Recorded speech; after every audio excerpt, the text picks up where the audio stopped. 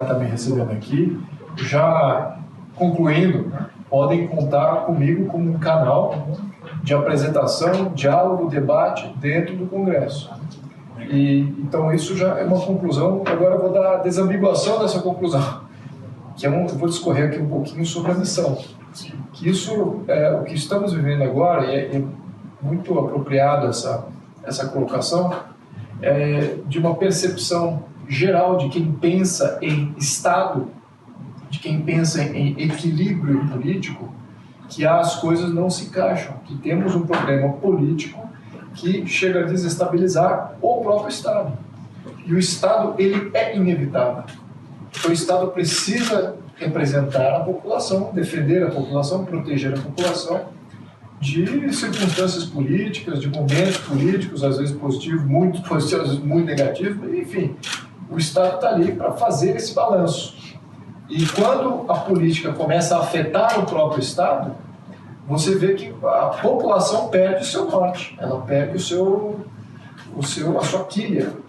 Então é necessário que o Estado dê certo, que ele seja representativo e que ele agora não flutue com as vicissitudes ou com a opinião pública a cada ciclo eleitoral, muito pelo contrário, que ela proteja o sistema. Então, neste contexto, a primeira etapa que nós estamos identificando para essa estabilização com equilíbrio, qual é o grande desafio aqui? Estabilidade política sendo o norte para que tenhamos um país desenvolvido, não só de respeitabilidade externa, mas que nós também consideramos que o nosso Estado dá certo, que o nosso Estado nos representa, nos protege, e eu tenho orgulho deste Estado. Para que atingimos internamente essa consciência, temos que ter o equilíbrio. E o equilíbrio aí é um grande desafio, no contexto do século XXI, sobretudo com essas movimentações que ocorrem no mundo, é que o equilíbrio, ou seja, a estabilidade política, ela pode ser atingida de duas maneiras. A maneira mais fácil é via ditadura. Você atinge a estabilidade política cerceando, controlando e dominando completamente tudo na sociedade. A maneira mais difícil, que eu acho que é o desafio aqui, sobretudo da OAB, e que eu estou emanado com essa missão, é de atingir o equilíbrio político, a estabilidade política, em democracia, que é extremamente difícil. E exige muito debate, muita consciência de muita gente. Claro que hoje temos uma consciência maior de mais gente do que tínhamos há 5 anos atrás. Isso veio em decorrência do que a gente viveu nos últimos 5 anos. Mas é um começo. Então, a primeira etapa que nós vemos aqui, ela também é pontuada também pela questão de data, nós temos alguma coisa a apresentar para a sociedade nesse sentido de reforma.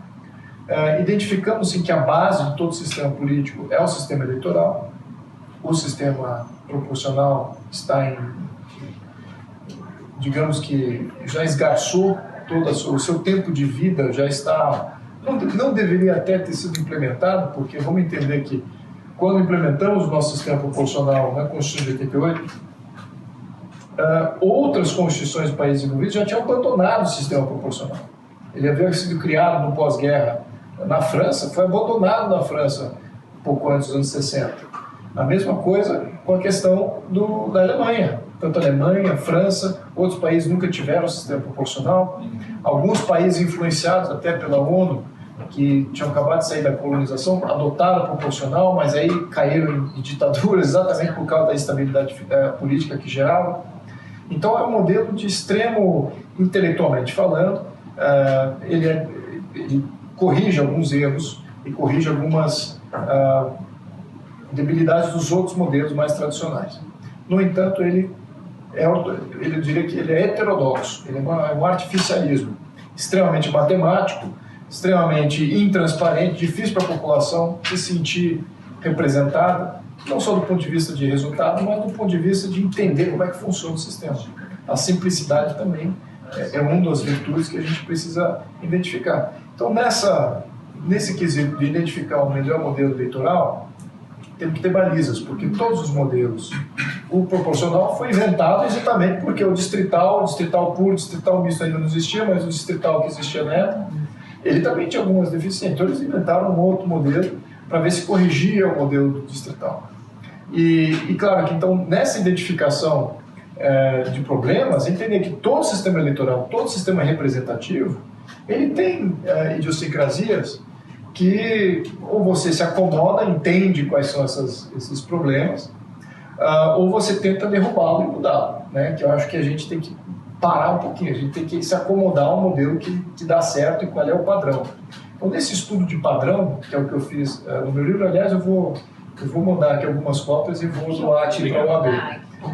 Porque nesse estudo fica bem claro que os modelos que têm 3 virtudes, que são transparentes, de fácil compreensão da população, que barateiam o custo de eleição, o custo eleitoral, e que, de fato, trazem uma legitimidade e você coloca como sendo o modelo para todas as questões eleitorais, que é um mini sistema majoritário, na verdade, é o voto distrital, porque ele faz exatamente essas 3 coisas. Aumenta a transparência, diminui o custo e aumenta a representatividade. Então, essas 3 coisas, os outros modelos, podem até um ser mais barato, o outro talvez ser algum mais representativo em termos de contexto geral, como é o voto proporcional. No entanto, essas 3 coisas em comunhão, só o voto distrital é o que proporciona isso. Países que são mais estáveis têm uma capilaridade, uma representatividade de base muito alta.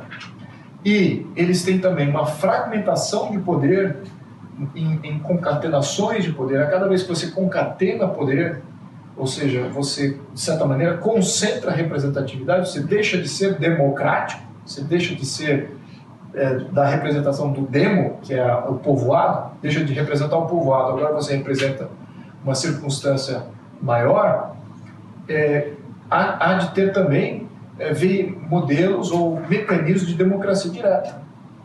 Porque aí o poder concentrado, já não concentrado no âmbito superior, ele também precisa de válvulas de escape.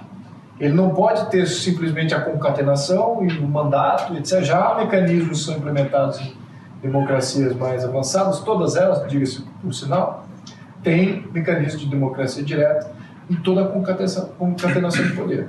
Então, são coisas que a gente precisa entender. Aí, quando chega no nível federal, que é o nosso caso aqui, entender que o modelo presidencialista de poder, eu particularmente sou, depois de ter pesquisado para escrever o meu livro, já intuitivamente eu já era contrário. Mas eu fui fazer um estudo de valor, peguei os 200 países do mundo, e você vê os mais altos DHs, estabilidade política, direito à propriedade, a população que se sente representada, e você vê que são modelos que são um poder central, um poder fragmentado.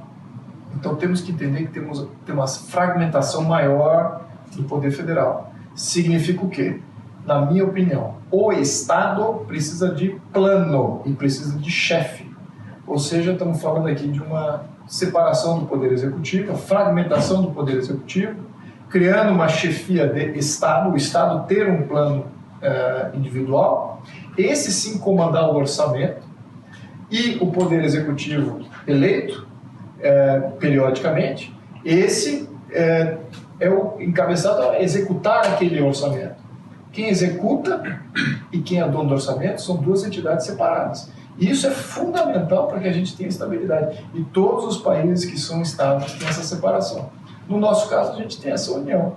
Nós temos o chefe de Estado que comanda o orçamento, comanda todas as agências do Estado, comanda as nomeações, é o presidente. E quem governa é também o presidente. Então, que chapéu que ele está usando em que momento? Você nunca sabe. Nunca sabe. E precisa ter esse freio natural de distinção do poder. Então, eu sou parlamentarista, aqui já deixo isso bem claro, até pontuo para o meu partido, para o atual presidente, que esse modelo tem esgarçamento, estamos vivendo ele também, e eu diria, em que momento a gente tem que discutir isso? Não é no primeiro momento, é no último momento. Nós vemos que sem um sistema eleitoral representativo de base, sem essa base sendo criada, mudar aqui como é que se arranja o conjunto de poderes da União, isso, o pior modelo que pode se imaginar é um modelo parlamentarista com voto proporcional. Exatamente, esse é um grande erro. Vemos a Alemanha, durante a República de Weimar, teve uma alta instabilidade política, exatamente, porque era um modelo parlamentarista com o sistema proporcionalista fechado, se não me engano. E a França, ela saiu do modelo parlamentarista, entrou para o modelo semipresidencialista, mas a grande mudança foi que mudou do proporcional para o modelo distrital puro.